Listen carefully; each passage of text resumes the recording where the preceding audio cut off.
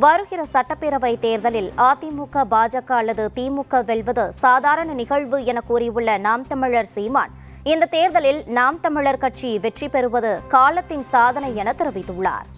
என்ன புரட்சியை சீமான் செய்து கொண்டிருக்கிறான்? உங்கள் மகன், உங்கள் பிள்ளைகள் என்ன புரட்சியை செய்து கொண்டிருக்கிறோம்? காசு இருப்பவன் தான் அரசியல் செய்ய முடியும் என்கிற நிலையை தகர்த்து, பணம் இருப்பவன் தான் அரசியல் செய்ய முடியும் என்கிற நிலையை தகர்த்து, மக்களுக்கு சேவை செய்ய வேண்டும் என்கிற மனம் இருக்கிறவனும் அரசியல் செய்ய முடியும் என்கிற நிலையை உருவாக்கி வருகிறோம்.